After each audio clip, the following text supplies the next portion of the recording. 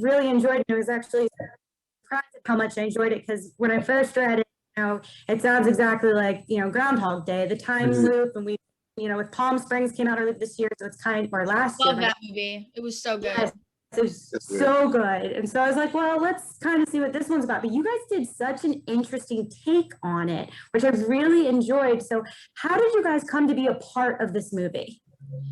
I had a meeting with Ian, our director, and I had just read the script, and he approached me in a different way. He wanted to know how I thought the movie should be. And it was weird because nobody ever asks you that. And I was like, well, here's what I think. And he looked at me and I could see it in his eyes that he was taking in everything I said. And when you have that kind of experience, I don't care what the movie's about. I was so excited for the creative aspect of like, I was really going to be able to dig into this character and figure out who Margaret was. So as an artist, I was just excited to do a movie in a different way. Usually you show up and it's always very collaborative. This one was more like I took things from my closet. We really put our souls and ourselves into this project, and I think you can feel it when you watch it. What about you, Kyle?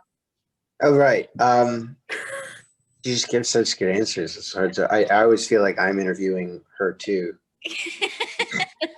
I'm like, oh shit! Like when she's done talking, I'm like, where are my cards? Where are my questions? What's the next question? I have to ask her the next question. Guys, so what? I was filming in New Orleans. I had read the script. But prior to going to New Orleans to film a movie called All My Life, #Jessica Roth, #Jessica Roth for life. And Harry Sheen Jr. Anyways, I'm sorry, I distract myself. What? Yeah. Every interview he says whatever. #Jessica Roth. Jessica Roth is the best. You guys just don't understand. Yeah. So I had auditioned for it, and then I didn't hear anything about it, and then I met with Aaron Ryder, who's one of the producers on this film from Film Nation, and I met with him because he was also working on a project in New Orleans, and we had dinner and we just talked about it, and the way he talked about the project, how he wanted to add this rhythm to it, this kind of this movement aspect, how he wanted the sequences to kind of feel, how he wanted to inject magic into those pieces. I looked at him in the eyes and I was like, I want to do this. And I didn't hear anything for a while, and then I had to, like 2 days before I wrapped the project in New Orleans, I had to fly back and chemistry read with Kathryn.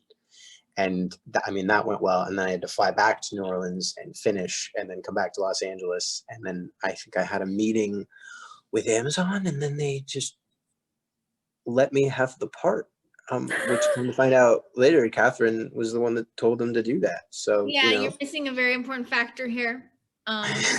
Which I didn't miss. Seriously, that's awesome.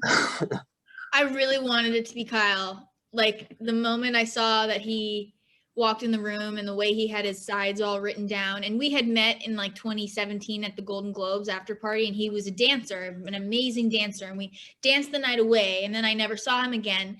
But I like what you're saying, Aaron Ryder, the rhythm, and this movie moves like a dance, and so Kyle had that physicality that Mark needed. We needed these two characters to feel like they really were living this day over and over again, so everything was innate and easy, and there was no pauses, and the way they walked was just together.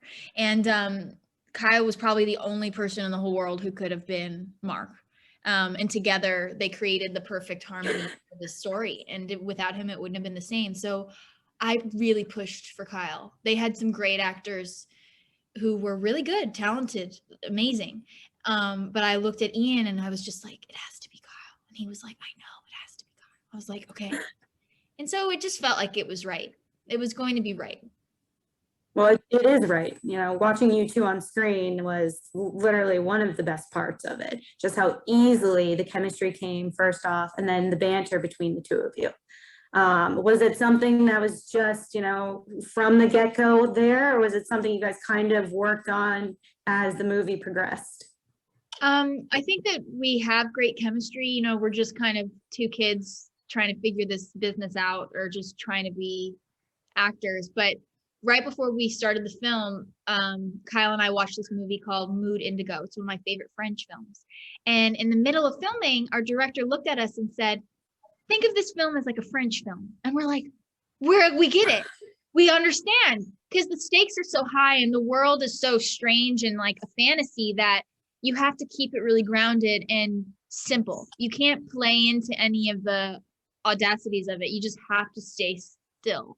So that was like a challenge, but it was also very like meditative. I don't know. It was different than most movies. There was no crazy surprises. We just kind of relied on the page and then just really looked at each other and listened. You agree, Yeah. Kyle? You see what I mean, right? Yeah, fantastic. I do think that's something that we have a little bit. I don't know what I'm saying. Yeah, I mean, it was instant. I mean, we got along, but you know, Kathryn gets along with everyone, so that's more of a mark of her ability.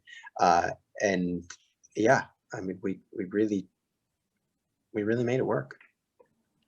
Well, what I also Anything worked though. It was all there. It was just easy. That's true. That's true. Yeah. what I also really love about the movie is actually the time it's coming out, which I don't think it was planned, obviously, but I think everybody now kind of feels like they're living the same day over and over again. And your guys' movie takes that idea, but focuses on finding those tiny, perfect things. So after filming this movie, did you guys find yourself spending a little bit more time focusing on those tiny little things?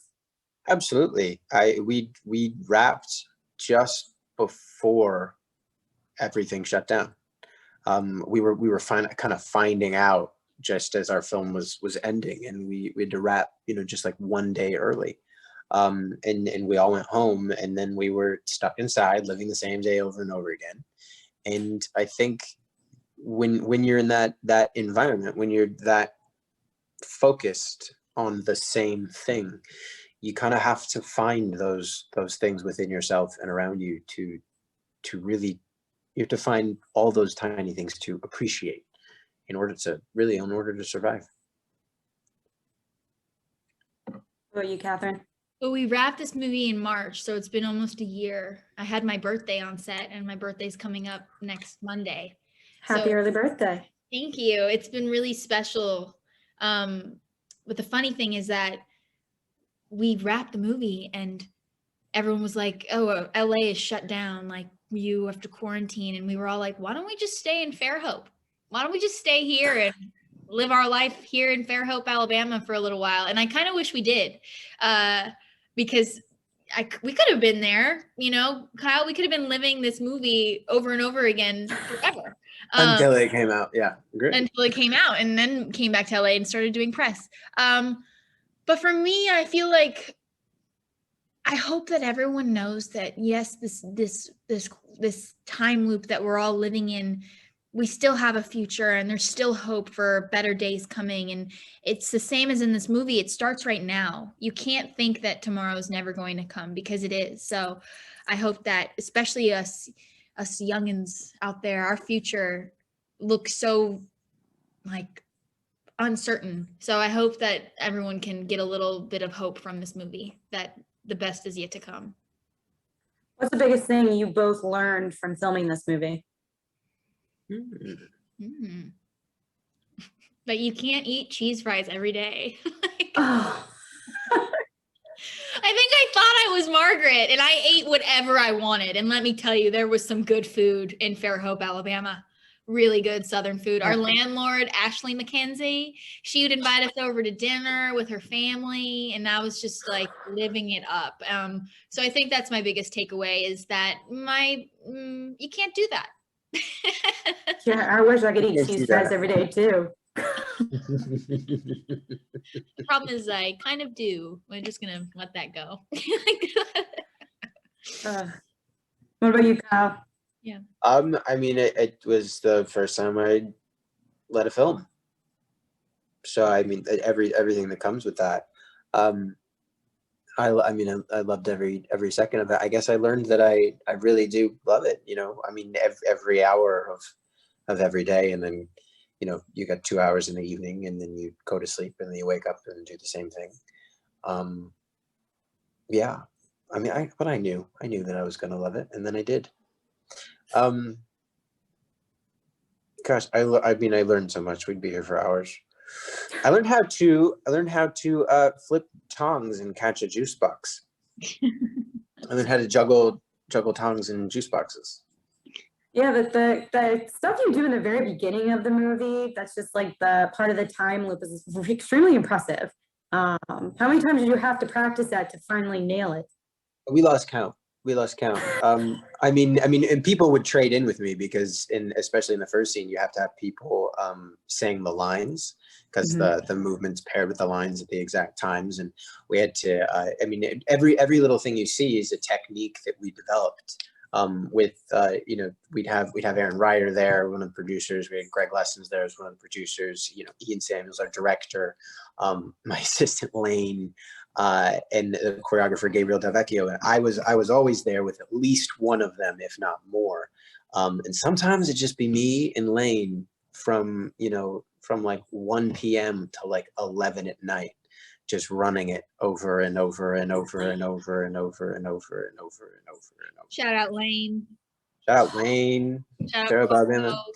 But because we went through so many different versions of it, because everything, you know, I mean, you don't think of it because it does, and you know, in the end, it looks so seamless. But we had to develop a technique, you know, for how the juice box knocks the mug off of the table, so that I can hit it with my foot, so that it flies up in a really satisfying way.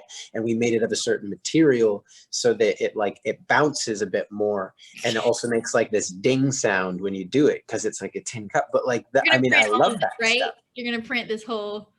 Yeah, this is this type of stuff that like you have no idea, like, because it's so seamless. It comes out.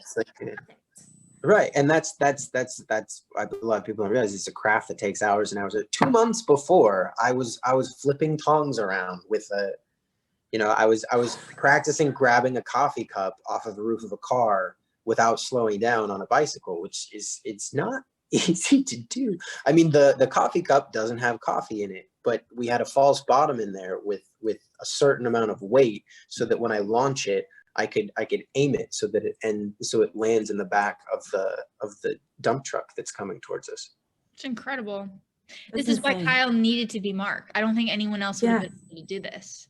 And the other thing, though, is you can rehearse over and over and over again. And as Kyle knows too, we had so many uncertain things that would happen. You know, we were fighting light. We had all these things happening all the time where you had to be in the moment as well and be able to improvise and be on your feet while still finishing the scene.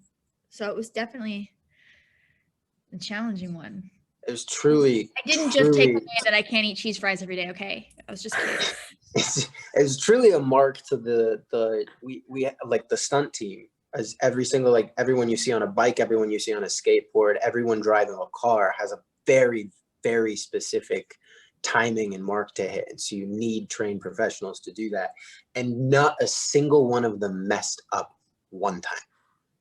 As well as we had a Russian arm, we had a truck with a camera crane on it with basically an entire team, everyone from moving all the different parts of the arm to driving the truck to pulling the focus to, you know, pointing the camera, composing the shots, adjusting the lighting, all of those things all at the same time, all together. I don't know how it happened, but it did, and it blew my mind. Well, perfect, guys. I'm going to wrap it up there. I think we ended it on a great note. Thank you guys so much for speaking with me, and I'm so excited for everyone to get to see the movie next week. They're gonna really enjoy it. Thank you. Absolutely. Thank you so much.